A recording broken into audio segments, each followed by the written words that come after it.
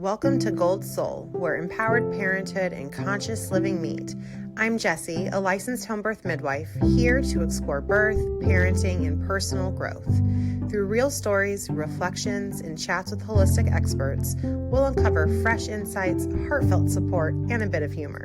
Let's laugh, learn, and grow together through the beauty and challenges life brings. Good afternoon. I'm so excited. Today we have the amazing Ashley Shapiro joining us. Ashley is a postpartum mother-baby nurse that works bedside in hospital, but she also has a community-based lactation business as an IBCLC. So thank you so much for joining us today. Ashley, as we get started, will you talk to us a little bit about what brought you to becoming a nurse and then why you decided to further that with an IBCLC certification? Yeah, thank you so much for having me. I'm so excited to be here. I just love spending time with you and chatting. So I know today is going to be so much fun. But actually, how I got started over a decade now, and I'm aging myself. I won't say how long I've been a nurse for, but over a decade now. I actually got into nursing. My grandma had like a botch hysterectomy. She ended up being paralyzed from the waist down. And so as like a young kid, I only knew her in a wheelchair. And so I always wanted to help her. I always wanted to be like her right hand person if she needed anything. That's really what drove me to become a nurse. And so that experience with my grandma and like caretaking, I think it just kind of came naturally for me. And so seeing her obviously like in and out of the hospital and stuff, I was like, that's what I want to do. And so that's kind of like what sparked me becoming a nurse at such a young age. I knew that that's what my passion was. And then fast forward a few years later, having kids, breastfeeding, which, oh my gosh, we're going to dive into that. But it was such a struggle for me. And so I actually had a lactation consultant. It wasn't the best experience. The way she made me feel, I was like, there's got to be another way. Like, I do not want someone to ever feel that way, especially the way she made me feel. And so that's kind of like what got my wheels spinning. And then obviously I ended up being successful with breastfeeding because of the help of another IBCLC. And so I think that, like, yes, negative experience, but like such a beautiful thing to happen because I think if my daughter and I didn't have that experience together, I wouldn't be where I'm at today. So. That's amazing. So, one of the things that I find the most amazing about you, because we're so blessed to live in an area with an abundance of resources in the lactation and, excuse me, perinatal world, but you currently juggle both working in hospital as well as having a community private practice for lactation support. And that's so unique because you could obviously work in hospital doing your lactation support there. So what was the draw to working with the community on the ground, and how do you juggle those two worlds? Yeah, so it's a lot. It's a lot. Um, but I think why I went to private practice is there was such a need. So what you get in the hospital is so different than what you get out in the real world. In the hospital, they're really sleepy. Their whole world just got flipped upside down. What's really cool about my role there is I actually don't do any lactation there. I just do mother baby, and then on labor and delivery, I get to be like the baby nurse. So if they need help with like breathing or whatever it may be after they're born, that's kind of what I get to do. And obviously, I don't get that in outpatient lactation. It's just such a rewarding place to be. And like knowing that I can help, I don't think it's so hard for me to leave. Like, I don't think I could ever leave that. You're bringing babies into the world, and like it's the most incredible feeling in the world. Like, you get to help these families on this journey. Um, but it's just different. This is like my baby outpatient. Obviously, I see a lot of different ranges of babies. Usually, by the time they come in to see me, they're a little bit more awake and active and wanting to breastfeed. But yeah, it's a lot. I have two little kids, and so juggling like their schedules and school and work and all the things, but it's something that like really fuels my soul. And I think if I didn't have that like passion for it, and like moms tell me like you've been such a great help, like just that feedback of like, okay, I am here and this is my purpose, like that's what kind of keeps me going, and I just make it work. That's amazing. So what's the most common issue you find families complaining about in regards to breastfeeding, and how do you support that? So biggest thing would be like painful latch. Usually, well, there's usually two: low milk supply and painful latch. Those are like the top reasons, really. But it kind of depends on like what's going on. So if it's something like the baby's just not latching well, so they're not pulling the milk out, then the supply dips. If it's something like they have a medical history and that's kind of like what the reason is, right? That's causing that low supply. We kind of have to like play like, I don't know, mystery game and figure out what's causing it. So depending on what the situation may be, if it's like a low supply thing, let's check the latch, make sure the baby's transferring. If not, what's causing the baby not to transfer? Is it a tongue tie? Is it, they have a low tone, they're not sucking well? The birth also plays like a pretty good factor in how they breastfeed, depending on how they came out too. So just really trying to figure out like what the issue is and then how we can support the family moving forward. So, what does like a typical visit with you look like? So typically they come in, we'll weigh the baby. At that first little weight, I look and check the mouth. I see like, is there a tongue tie? Is there a lip tie?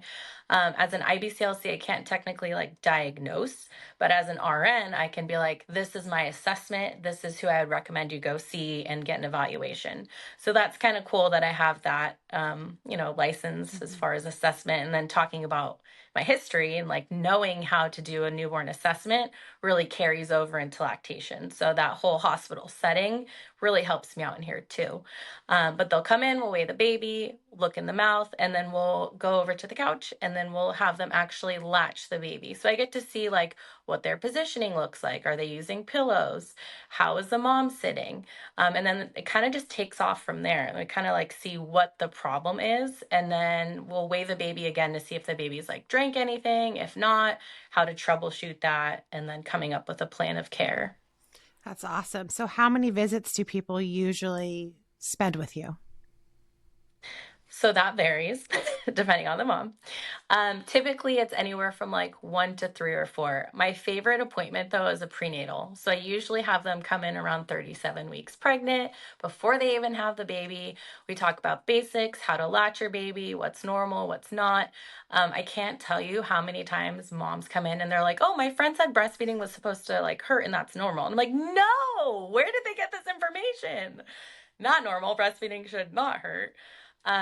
So it's just fun. You get to like really open up this whole new world for them. And then at the end of the appointment, we do like hand expression and I teach them how to physically do it on themselves. And that's the best part of lactation. Like that's when it comes full circle. They're like, oh my gosh, I'm having a baby. There's milk coming out of my boobs. Like, what is happening? So prenatal, yeah, there's like one there, and then typically 2 or 3 after. It just depends, right? If it's a baby that has like a tongue tie, they're going to need a little bit closer follow up. So we'll use a few more appointments. What's cool about like PPO insurance plans, almost everybody has lactation coverage. So those visits are essentially free. So that's really nice. That's amazing. I think so many Yeah. people aren't aware that that's an option. And I think the prenatal option, I don't think I even realized that that's something you offer too. I know that I always am telling people take a breastfeeding class. While breastfeeding is this physiological process, it can be a lot harder than you anticipate, and in my opinion, we don't live in this culture that strongly supports breastfeeding. We want to say that it does, but I feel like there's still so many stigmas around it. We're not really set up to truly support that mother baby dyad in that breastfeeding relationship. And I think being able to be informed with proper expectations as well as know-hows prenatally absolutely can set people up for success. And I didn't even realize that that visit with you was an option because I'm always like, oh, we'll take a breastfeeding class, read these books, look at these videos, right? But to have Yeah. that person there from the beginning, like that is beautiful. And the fact that you teach them hand expression, like I feel like as a mom for myself, hand expression was like the hardest part to really understand. Okay, wait, how am I holding it? How much pressure? What do they mean pull back and roll? So I think that is amazing being able to have you right next to them doing that. So then do you also talk about colostrum harvesting? I do. Yeah. So that, like I said, I think prenatals are my favorite because it just opens up like the door for, oh my gosh, I can do this. My body can do this. The best is like when the dads come to the appointments too, and they're like, she just did what? And they're like shocked that the breast can even produce that kind of milk. I was like, yeah, guys, she's been making milk since she was like 16 weeks pregnant. Of course her body can do this. Um, but yeah, so we do it in the appointment. I have them bring like little colostrum collectors to like actually collect it. Everything in the appointment. So like how I'm different from like a hospital class, for example, is it's specific to them. So they would fill out my little intake form. I know like what medical history they have going on, any like previous miscarriages, anything that right could affect going forward. Um, and then the actual hands-on hand expression, which is my favorite part. But you can't do that in a hospital class, a room full of 30 people. That would be awkward. A little bit. So it's fun. Yeah, they come in, we collect that milk, and then I would expect they keep continuing that. The biggest thing is I want them to feel like they can utilize themselves for support. Like I want them to be empowered to be like, oh, my baby has low blood sugar. Okay, I'm going to hand express. Give me 5 minutes and I'll be right back. Because I know I see it in the hospital. Everyone freaks out if they have jaundice, severe weight loss, low blood sugar. It's like, do we even give them a chance? They only need about 5 to 7 mLs in that first day of life, and we're shoving like a 2 ounce bottle down their throat. I mean, we don't personally, but I know that there's situations out there where that happens. But it's like they know how to hand express because they came to that prenatal class or appointment, and then they know how to physically remove the milk themselves and then supplement their baby. So I think that's the coolest thing is being like, your body can do this with the right tools. A lot of times I'll have moms, they come in and they're like, yeah, I just like squeezed my nipple and nothing came out. And I was like, well, yeah, there's like a technique to doing it. So teaching them how to do that is so empowering. And like I said, it's one of my favorite appointments. I love it. You just like blew my mind that that was an option. So, for those that are listening and aren't familiar with collecting colostrum prenatally, what that looks like, what does that mean? Can you talk a little bit on how you educate around that? Yeah. And this is great because I can now tap into your brain. So a lot of times the OBs are very afraid of colostrum harvesting. You say like, can I start collecting colostrum? And they're like, no, you're going into labor. But like reality, and maybe you want to take over this little chunk and then I'll come back to it. But reality is, Yeah, unless your body's ready, it's not going to intervene with that process. So, nipple stimulation, I feel, is when we're utilizing that as a tool to get things started, it's a little different than from what I understand colostrum harvesting to be. We're also not encouraging either of those where it would be too early in the game for, baby to be born safely. But nipple stimulation on its own, the way we go about it, we're talking about the hormonal release and we're talking about, okay, we're getting close to wanting baby to be born. Let's get that ball rolling. It doesn't When it comes to colostrum harvesting and nipple stimulation in general, from what I understand, I think there was a study that was done in Australia recently, and they weren't seeing too big of a connection between colostrum harvesting and premature onset of labor. And the benefits of colostrum harvesting long term were way greater than the risk of those moms potentially putting themselves into labor. So, as a midwife, that's not a concern of mine really ever, unless we have certain histories that we're aware of. And there's been, some red flags in pregnancy that I wouldn't suggest doing it, prior to around 38 weeks. But in general, it's not something I advise my clients to steer away from because it's so beneficial long term. well, thank you for that clarification. Glad everybody now knows. Approved by Jessie. Right. But yeah, so that's another thing, right? So that we do normally at 37 weeks or anytime after, because technically their term at 37 weeks. What I recommend is like 1 to 3 times a day for 5 to 10 minutes. We're not doing it crazy 20 times a day. It's going to put you into labor. I know that's always the OB's fear, but realistically, it's not going to happen. If your body is ready, sure, it'll happen. But why I like them to start doing that is one, especially if it's their first baby, they probably don't touch their boobs a lot. They're like, okay, my body's changing. Now my boobs are changing. Now milk's coming out. Like, what the heck? But my goal for them is that they feel comfortable enough to touch their breast, how to do the right positioning. That way, when the baby comes, they know how to like get themselves in perfect position for breastfeeding. Um, why I like doing it, obviously, after 37 weeks is because it does prepare you. If the baby's jaundice, has low blood sugar, severe weight loss, you're supplementing with your own milk. Obviously, like donor milk, formula, it's there for a reason. It's not a bad thing. Like, absolutely, I would never be like, don't feed your baby. But if you can use your own milk to provide, that's not going to mess with your supply. It's going to be specific to your baby. You're giving all of those vitamins, nutrients, stem cells, everything that the colostrum has to offer for your baby. So I'm really big on that, obviously, if you can't tell. Yeah, I think it's such an amazing tool that we can prepare for. I've seen it come into play when we've had a baby. So I had a birth recently, and that baby had such a hard time latching. Mom had inverted nipples. It was the middle of the night. There was no CVS or Target open for nipple shields, and we could not get this kiddo to latch. And thankfully, she had some colostrum in the freezer. And, as a midwife, we want to see that that baby can latch and have a decent feed prior to discharge. In the rare situation where I have a mom who's, successfully breastfed in the past, I feel a little bit more comfortable being, okay, well, let me know when the baby does latch. But this was a first time mom. And so I really wanted to see this baby have a good feed. My other concern is, well, I know the baby's born full, right? Because they are hooked up until the time that baby and placenta is born. I really just wanted to make sure that their blood sugars were going to be stable and, being able to witness that myself. So she had some colostrum in the freezer. We were able to feed that baby until we could get some nipple shields on hand, the next morning and get that baby latched at that time. But being able to have that as a tool can be so helpful and peace of mind for families, because I feel like so many times you get nervous if the baby's not Yeah. latching, if the baby's now super sleepy for whatever reason. And we can fall victim to those subconscious messages of, oh, I need a supplement. Let's just give the baby formula. Right. And then that vicious cycle starts. And I agree with what you said. I think that formula and donor milk, those are tools, they're medicines, and there is a time and place.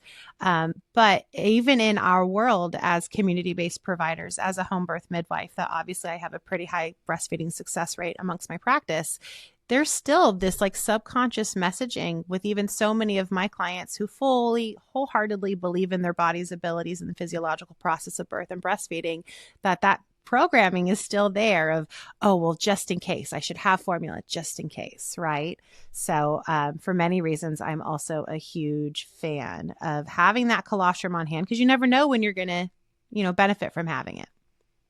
Yeah. And I think our day and age too, everything's so plugged in with like social media. Everybody wants to share their like negative stories, but no one wants to be like, hey, I breastfed for 2 years. It was awesome. Like, you can have an okay journey and still talk about it. And I think that's the hardest part of social media is like it could go so many ways. The biggest one, the example I always give is like the overproducers, the moms that have like tons and tons and tons of milk, and they post it and they're like, look at all my milk I've stored. And I get clients send me this and they're like, is this real? I'm like, she probably has oversupply. Like, don't compare yourself. And I think that's the hardest part of like our day and age is like we're so dialed into like everybody's personal information, including their breast milk. It's a lot. Absolutely. So let's talk on that a little bit. So, in those situations when pumping is recommended or hand expression is recommended, and moms are yielding that output, and they come to you and they say, Ashley, I only got half an ounce after I hand expressed or pumped, after feeding the baby. I only got 1 ounce. My supply's low. How do you respond to that? That's such a good question. It truly depends on what's going on. Obviously, if an example I always use too is like if you feed your baby, the baby is taking that milk. You're not supposed to have all this extra milk, especially by the time your body regulates. Your body's learning, do we have one baby or do we have three? Once it learns you only have one, it's not going to produce for three unless you have like an oversupply. Typical pumping should be anywhere from like 2 to 4 ounces in place of a feed. If they're pumping like immediately after or shortly after, half an ounce to an ounce is actually normal. That's awesome. And in regards to supporting a soon to be breastfeeding mom or a mom who is in that breastfeeding journey, what is the number one thing that you would recommend her partner, her family to do to help support her physically and emotionally as she's in that journey? There's so many things. I think, like, obviously breastfeeding is a huge chunk, right? Like, you have the baby after the birth, then what? You're basically feeding all day long. I think being there, supporting her, like, even if you're not, you're just present and like encouraging her, telling her she's doing a good job, that goes so far. I know it sounds really silly, but be like, honey, you're doing so good. And like that carries with them and it stays with them. I know personally, there were like so many nights where I was like, screw this, I'm done, go get the formula, I'm over it. And my husband's like, no, you're doing a good job, like keep going. And there were so many nights where I was like this close to being like, nope, we're over it. But if it wasn't for him, like I wouldn't have kept going. So I think just being present. The other thing is like nourishing meals, making sure that she's staying hydrated, giving her a minute to like shower, do things for herself. Obviously, my favorite is come to the prenatal, learn how to hand express. You can help her. The dads are like, yeah, I can touch the boobs. But like realistically, you will help her so much more if you know how to do that. Especially, I always say, plan for the unexpected. God forbid you end up having to have a C-section, right? He knows how to hand express. You can lay there, get your rest. Your body just went through a major surgery. Let him hand express for you. So I think just being present, positive affirmations, letting her know she's doing good. And then obviously you take care of her. She's taking care of the baby, feed her. I always say get the grape leaves and the, fan leaves or whatever. Palm leaves? Palm Palm leaves. leaves. Feed her the grapes, tell her she's doing good. So being there. I think also too, another thing I talk about is like if you have an intrusive family, set the boundaries with your family. The support person can be the bad guy. I always say blame me. I don't care. I don't know your family. They're not going to be mad at me. But there's like this weird expectation where when you have a baby, you have to like entertain everybody and have everybody over. And it's crazy to me. You're breastfeeding your baby like 10 or more times in the first 2 weeks. It's like, how do you have time to like go cook someone a meal? So the support person, be the bad guy. We don't want visitors. Let her do her thing. I think that is such an important part of just that mental reassurance that you've got this. You're doing a great job. Remembering to look at the clinical signs that things are going in the right direction. Perhaps disconnecting, like you said, from that comparison game on social media. As a mom of four with a different lactation journey with all four of my kids, it was so hard to get out of my own head and be like, is this, am I doing it right? Is this enough? I feel like everyone falls victim to that. So that reassurance element in itself, especially from your partner, is so important because they're everyone. I feel like everyone, whether it's your first or your eighth, there is a time, especially in the middle of the night, because that's when our mind runs wild, right? Because we're awake and we're supposed to be asleep because that's our circadian rhythm, where you doubt everything. And everyone has gotten to that place. I'd like to talk to someone who hasn't, quite frankly, of, being like, oh, I want to quit or go get the formula or let me get online and find, a bag of donor milk, right?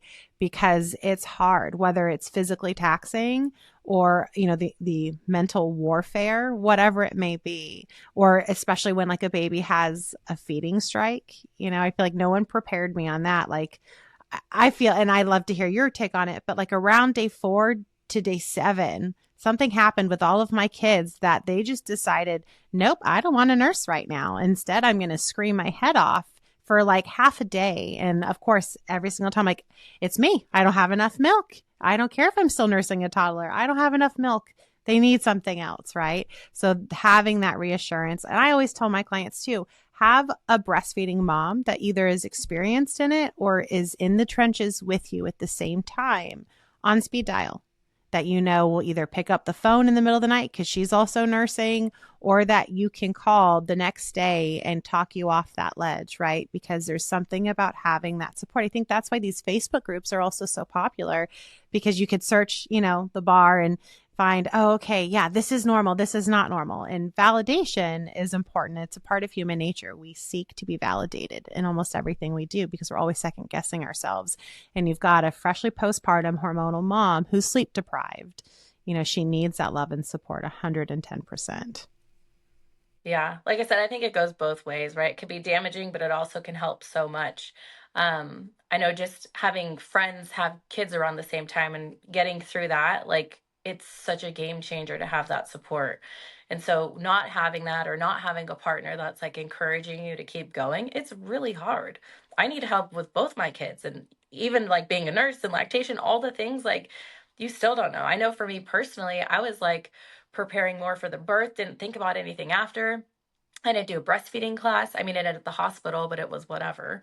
Um, but I wish I would have known so much. Like what I know now, if I would have known 4 and 6 years ago, would have been such a different experience. But yeah, utilizing like those Facebook groups, the friends, the ones who are like going through it with you is a game changer. Absolutely. So, for those families that come to you prenatally, or just for any of the listeners who don't have access to come to you prenatally, what are your top tips for preparing for a successful breastfeeding relationship? Well, number one, I always say have my phone saved in your contacts. Save my number. It's nice. And I think that's a part of like having, so even if you're not local, find a local lactation consultant or like a doula, someone who can be on your team that if you're questioning like, okay, is this right? Is this normal? You have that support. Meet with them before so it's not awkward. I always joke in here, I'm like, all right, now you're gonna show me your boobs. But like realistically, like yeah, it's kind of awkward, but since we've already done it, it's not weird when they come back. So find that support, have that person on your team, be prepared, learn the most that you can. Obviously, we don't want to info overload, but find someone who can personally be on your team. If they can't be like virtual, most lactation consultants like myself, we can do a virtual consult if you really need help. But doulas are like amazing. I think doulas are so underrated. People don't realize how much they can do and how much they can help you. So finding that support is super important. Absolutely. So support, support, support. Now, in regards to the lactation market, right? Now, I know that Yes. I know the eye roll. I know, I get it. So, the thing that I hear a lot, which means you hear it tenfold the amount of times I hear it, is supplements. The foods, the supplements that are going to increase my supply. I know what I tell all of my clients, and I have a feeling it's probably similar to what you say. But can you talk to us a little bit about that? Sure. So I'm kind of like a less is best person. Like the least interventions, the least things we have to buy. Like you don't need a lot, right? You need your bonding, you need that skin to skin. How we make milk is by removing it. So how do we increase our milk supply? We breastfeed more, we pump more, we really stimulate, we hand express more. So I'm, you know, go either way. I'm 50-50 with the supplements. I do feel like the goat's rue, the moringa, those are usually like my top two if you're going to do anything. But maintaining protein, high protein, staying hydrated, you should be able to maintain a normal milk supply. If not, that's where we go back to like, why are we not having a normal milk supply and kind of investigating. But as far as like the supplements go, I'm like less is best. I think they do help. Back in the day, they used to say like fenugreek was really good for your milk supply. And now the studies are showing that it actually does the opposite. So I try and say stay away from that if you can. Um, but yeah, I'm 50-50 on them. I think they're good. If they're working for you, great. I think it's like the same thing when, everybody says like drink water, drink water. But the only way you drink water is if like you put like an element or a, salt or something in your water, right? That's going to encourage you to drink more. So I think if it's something that like makes you feel like you're getting more, then take it. It's not gonna hurt. If you're like really gung ho on products, I like Legendary. They're fenugreek free. Cash Cow is like one of my favorite supplements to recommend if I am even recommending a supplement. Yeah, I feel like I have this love hate relationship with the postpartum market world. There's so many supplies, there's so many new things that just strike on the vulnerability of moms, right? And again, going back to the whole cultural programming that there's like this subconscious like whisper of, you're not doing it. You're not doing it right. It's not enough. Don't trust your body in the process, right? Time and place, absolutely. I think that when those tools are enlisted with a proper plan of, whether it be pumping, hand expression, power pumping, skin to skin, right? Really focusing on, okay, maybe we need to be more diligent on watching the clock. Maybe we're just not emptying the breast frequently enough, right? Whatever it is, adding those things in. But when I have a client telling me that, we've got a baby now at 9% weight loss or 10% weight loss, and she's only really, nursing every 4 to 5 hours, we have a really sleepy baby, poor output, but the baby's only suckling for 5 minutes and then falling asleep, but she wants to know about lactation cookies. I'm like, whoa. No, let's bring it back a step, right? Let's talk about what we're doing and how we can kind of dive and fix those things first before spending money on something that's probably in that situation not going to make a difference, right? So let's talk about pumps real quick, because I know a lot of folks will start their journey with a plan on, just exclusively breastfeeding. And I love that goal. But having been a mom with my 4th kiddo while still nursing a toddler, we had a lot of breastfeeding issues, and I ended up exclusively pumping for him. And that was something I was not personally prepared for, because I had experience professionally supporting moms in that position. And I had pumped, in the past when I was at a birth or, here and there, but doing that exclusively was a whole different world. And some moms too, they plan out on wanting to do that. That is what supports them, whether it be physically, emotionally, professionally, mentally better. So power to them. But in regards to pumps, we don't have to dive into the world of schedules and all of that, but just in regards to pumps, what is your top recommendation for pumps? Yeah, and I just want to point something out before we jump into that answer. Pumping is still breastfeeding. So a lot of moms come in, they're like, oh, I'm exclusively pumping and I'm not like breastfeeding. Yes, you are. You're still providing breast milk. Don't let the internet tell you you're not. You're still doing amazing. It's actually more work to like exclusively pump. So kudos to you, Jessie. I don't know how you manage that with 3 other kids, but it's a lot. So it's breast milk. You're doing amazing. Don't compare yourself. Top pumps, probably like Spectra or Medela if you're starting out to really establish. I feel like talk about postpartum marketing. It's like crazy. There's so much out there. There's the wearable, the hands-free, the this, that. I think if you are pumping to like truly establish your supply, you want to start with like a hospital grade, a pump that's a little bit stronger. Now, this doesn't go for like the 4th time mom who has a really great supply and can pump on the go, right? Everybody's situation's a little bit different, but typically the wearable ones aren't as effective as the hospital grade. So like my top 2 picks are usually Spectra or Medela. I like Spectra over Medela because it's a little bit more gentle, but if you're someone who really needs a strong suck and you need that to really pull that milk out, then a Medela would be a better fit for you.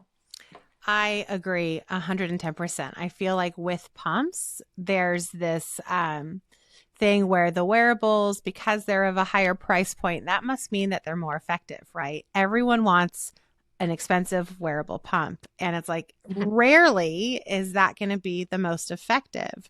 And one thing I didn't realize until my experience with Ozzy, with my 4th, was that you can rent hospital grade pumps from hospitals, even if you don't birth there.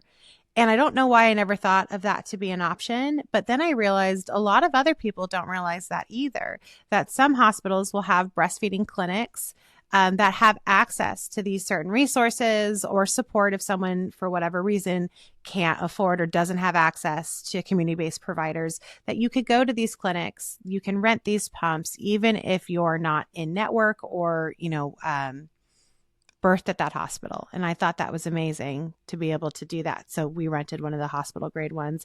And let me tell you, those are absolutely not the same. I'm a big Spectra fan, and that's the pump I tell my clients to go with when that's an option. But that Medela hospital grade pump, holy smokes, that is like next level for sure. So yeah, I thought that was pretty cool. Okay, so I want to talk a little bit about the mindset emotionally that plays into the breastfeeding experience and success rate. I know we kind of touched on it a little bit about being supportive and, the middle of the night stuff, But in your experience, how have you seen that play in someone's confidence and long-term success rates? I think it makes all the difference in the world, right? If you're going in with, I'm going to breastfeed, I'm going to do everything I can to make it work, it's going to work. If you're someone who's like, I don't really know if I want to, my friend told me all these, XYZ stories, and you go in with that like kind of negative association, it totally plays a factor, right? Mind over matter. There's the situations where like people just physically cannot, or there are issues going on, and I always look at their mental health. Like, honestly, that's the biggest thing. If you're not okay, you're not going to be able to take care of your baby. I would rather you give formula if that's going to make you a happier person and you move on and enjoy this postpartum period. But I really truly think like support is where it's at, right? Um, I know for like me personally, I really wanted to breastfeed. Like, that's all I wanted to do.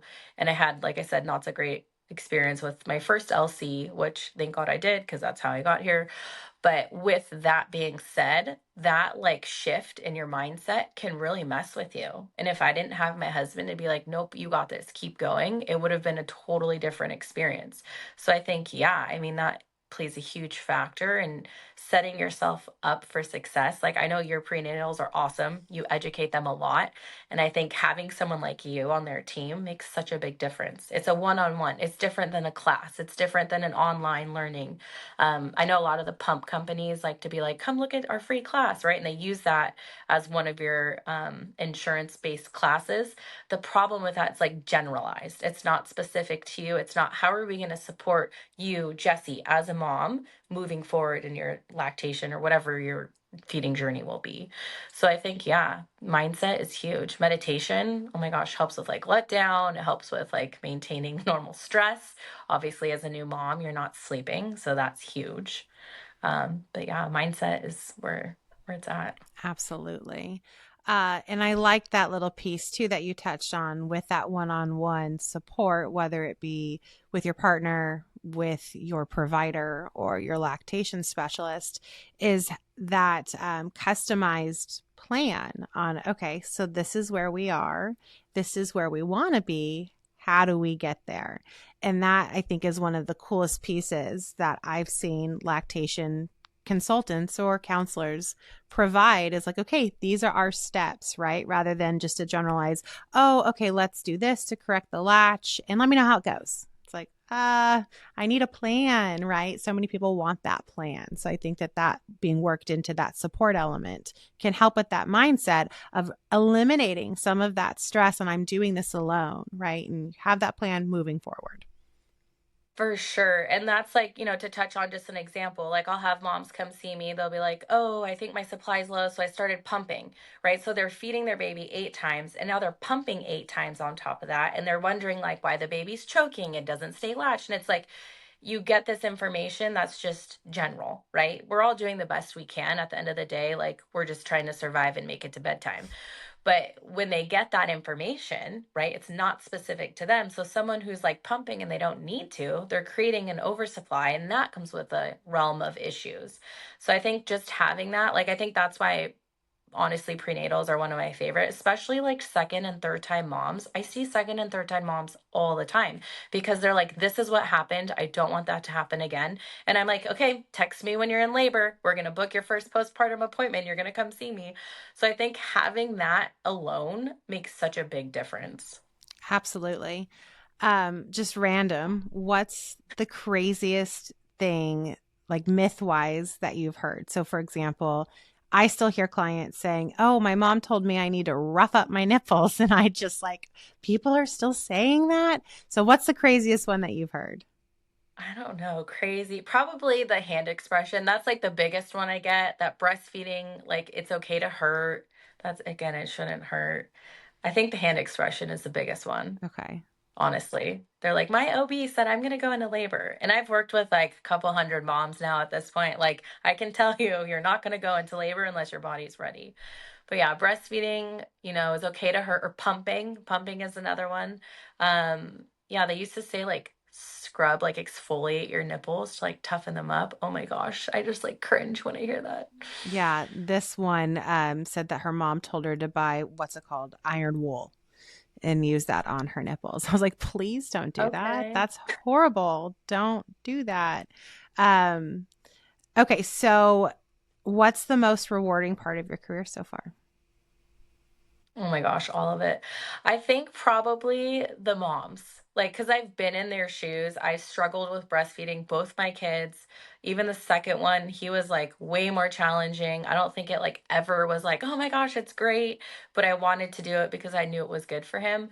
But I think like when we're at the end of their journey and like even seeing them for weaning and they get emotional and they're like, I really like can't thank you enough. I think that's the best part of like reminding me why I do this is like I made an impact in their lives. Like I'm just a lactation consultant. I'm not like, you know, but I build this relationship with them and I think it's so like I get emotional talking about it. It's just so rewarding to see like I made that impact and like made them enjoy their postpartum journey.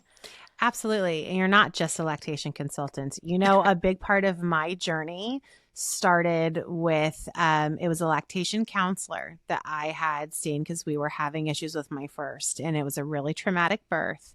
And it was a lactation counselor that had was helping me with breastfeeding, but she had asked, "What was your birth? Tell me your birth story. And did you have a doula?" And I had never heard that word before, ever.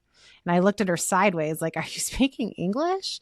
And she was the first person to tell me what a doula was. And so that led me down the path of becoming a doula and then eventually becoming a midwife. So you're not just a lactation consultant. You are helping these women change the course of their motherhood and then in turn the course of their life. And then let's talk about that generational impact. So when that mom goes to have a baby, or I'm sorry, that child goes to have a baby or be the partner for, you know, their wife having a baby, and you have imprinted that experience and that will get passed down. That mom is going to be that grandma that's going to sit there supporting that new mom in that same place. And that starts, you know, with you and the support that you provide. So, I mean, it's such impactful, such important work. So, in regards to someone potentially getting very inspired by you and is like, I want to do that. I want to be just like Ashley when I grow up, right? And they want to become a nurse or they want to become a perinatal specialist or even a lactation consultant. What is your advice to Do it. Just them? do it. Don't think about it. I mean, it can be overwhelming. So, like, even as a nurse, right? Like, I had all my requirements done. I got into the program. It was a little bit easier because I had already done all of those prereq classes. It's very overwhelming, though. Like, the pathways, which one to choose. I think, like, sit down and really think pros and cons, like, what works best for you and your family. But if you're considering it, especially if you're someone who's, like, been through it, like, you personally know how hard it is, for example, breastfeeding or nursing, whatever, you know, like the challenge is real and having that support is a game changer. If you're thinking about it, do it. You will definitely impact someone's life. And thank you for saying all those nice things. You're right. I'm not just a lactation consultant, but it's it's such a life-changing career, I guess if you will. So I always encourage, if you're even thinking about it, people DM me all the time. They're like, what should I do? Which pathway? Blah, blah, blah. And I'm like, okay, I'll help you. Hold on a second. But it's like the fact that you're even thinking of doing that, like obviously you had something happen to you that you're passionate about helping other moms. And that's what helps our community. And I think if you're thinking about it, go for it. Absolutely. So when someone's approaching the end of their breastfeeding journey and they're starting to contemplate the weaning process, are you also there to support that? Yeah. Yeah, and that's when it comes full circle because I feel like, especially with some of the families I work with, they work so hard to get there, and then you blink and they're like one, and they're like, okay, now we're gonna wean. But I think that's what's the most rewarding is like seeing it come full circle. And now you've like met your goal. Now we're gonna kind of give you your life back a little bit. Feels like that. So yeah, when they do weaning, it kind of depends on like what's going on, how many times a day they're feeding. Some moms will want to wean to just like one feeding a day. I always say weaning doesn't have to be all or nothing. You can do a combination of things. You can do one time a day. So it kind of just depends on what works for their family. Absolutely. And for you personally, what was your favorite part of breastfeeding? Man, probably I have like different. things with each kid. My daughter was probably like the contact naps and just like falling asleep together nursing. My son, I think he was such a bruiser. He still is to this day. He's 4 now. But every time he would like want to breastfeed, he'd have like a snack with him. So he'd have like a strawberry. He would take a bite of the strawberry and then look at me, smile, and then like want to breastfeed. But it was like so funny. Like, how does that even happen? I have a picture of him. I don't know what he had. He had some snack. It was like on my breast as he's breastfeeding. And I was like, you know what? Whatever. Right. I think But like when you're in it and you're in the thick of it, and especially when they're mobile and they're, whether they can lift the shirt up and do it themselves or they're just like distracted doing the nipple lash, all over the place. It's like, oh my gosh, this is so overwhelming. Maybe we're done. But then when you're on the other side of it, I had a dream last night, probably because I knew we were going to be talking today, but I had a dream uh, last night that I was nursing. I mean, they were little. I was nursing my youngest and my toddler at the same time. And even though it was just a dream, I was so overwhelmed with that emotion of like, it's magic, and that bond and that connection. And when you're on the other side, you do miss it. It's crazy. I nursed the yeah. ones that I did nurse, I nursed for so long. And I was definitely ready by the time it was, I knew it was time for us to be done.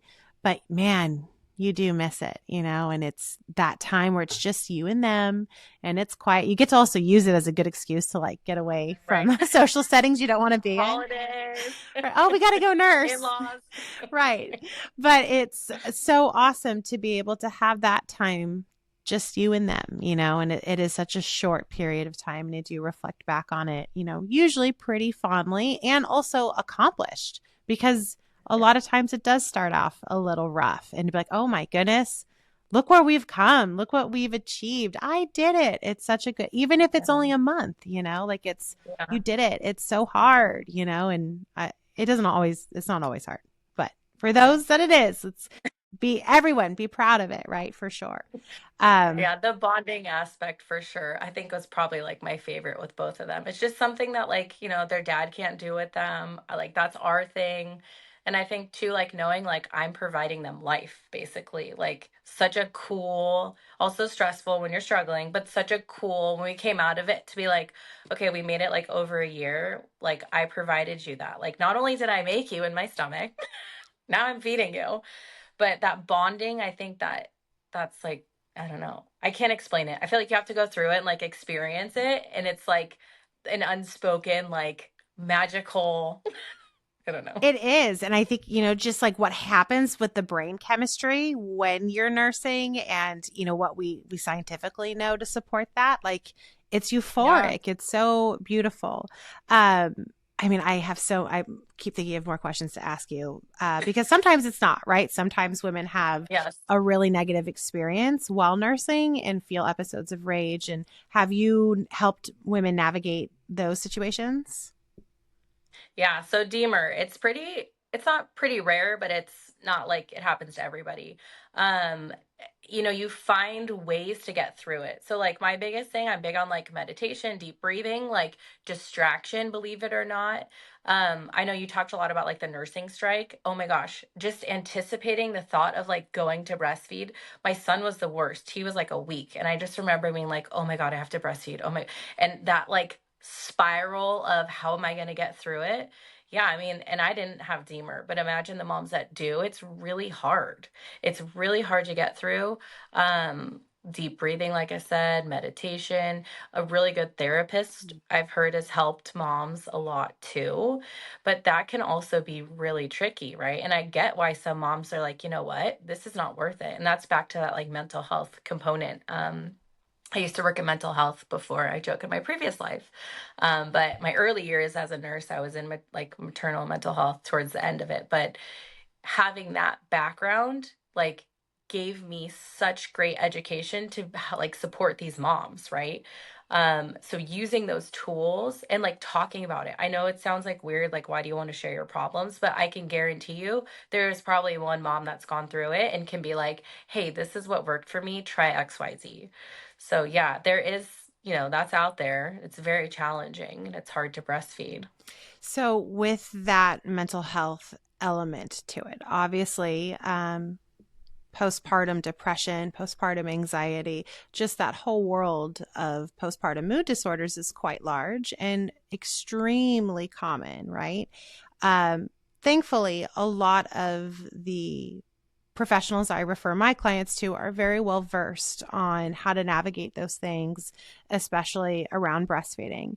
But for those listening that don't have providers that are well versed and educated on that, when medication is necessary to help a mom overcome what she's struggling in that first year or plus, and she's going that path, can you talk a little bit on that? Because I know that some people will say, oh no, this isn't safe for breastfeeding, you need to quit breastfeeding.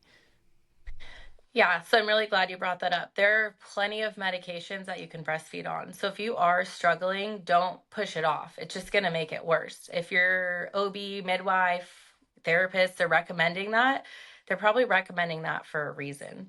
Um, Absolutely, you can breastfeed on a lot of antidepressants, even some anti-anxiety meds, right? Less than 10% passes through the breast milk, but you look at different levels. And so, that would be something that you would want to have a lactation consultant on your team to be like, yes, you can breastfeed. Or if it's like one that we're really not sure about, recommendations for ones that are 100% safe for breastfeeding. So, yes, you can breastfeed on an antidepressant. Do you have resources? Is there any type of research that or a resource that a mom can go to see if a certain medication would be safe? So Hales is a big one. I think you have to pay for it, but Hales would be where I would start, and then they break it down for you. Um, or like I said, a lactation consultant, but Hales, Awesome. Hales. And then what are your thoughts? How do you address the question that people ask? Okay, we're going to a wedding or it's our anniversary. We're going to have our first night out. So I need a pump and dump, right? So with that, it depends, right? If you're having like 12 margaritas, yeah, you probably should pump and dump. The thing is people think if you pump and dump, it's pulling the alcohol out of your breast milk. That is not the case. Alcohol is passed around in your blood circulation system, so that alcohol is going to be there. I always say if like you really want to drink when the baby drinks, wait 2 hours, breastfeed again. They used to say back in the day, if you can't find your baby, you shouldn't breastfeed. I know, not funny. But if you could drive a car, you probably could breastfeed your baby. But I usually say if it's like something where you know you're going out with your girlfriends, just pump in place of that feeding to protect your supply. So one, your supply doesn't tank, and two, you don't put yourself at risk for like a clogged duct, which can turn into mastitis. Same thing with the holidays, right? Everybody like wants to visit. You like start stretching out your feeding or pumping times. That puts you at risk. So yes, if you're gonna go enjoy yourself, just pump and either like save it for a milk bath or save it for, I don't know, butt cream or something. Put it on your face, give yourself a little exfoliation, but don't feed it to your baby. Right. Another thing that I feel is such a gimmicky thing are those dang test pH strips. strips. So They're gonna crazy. always test positive if there's Right. any like. Yeah, so nuts. Awesome. Okay, so I also want to know, we've talked about so many different things today. Tandem nursing. So I often have moms that get pregnant again while they're still nursing and they still have little ones. And they're always so concerned about breastfeeding while still being pregnant and then tandem nursing once the baby is born. So, how do you approach these conversations prenatally? So that's a great question. It depends on, again, where they're at in their postpartum journey with the first. A lot of times the concern is, okay, I'm not going to have enough milk for my newborn, or the milk's not going to be colostrum. What's really cool with the moms that I've worked with that do tandem nurse is the milk starts changing. So typically what happens, and not always, but typically what happens is the milk starts kind of converting back to colostrum. And so the toddlers are like, what is this? I don't want this. And they kind of wean themselves naturally, and that kind of just happens. But I've had moms where they keep going and they do see the progression back to colostrum, but they're like, what did my body just do?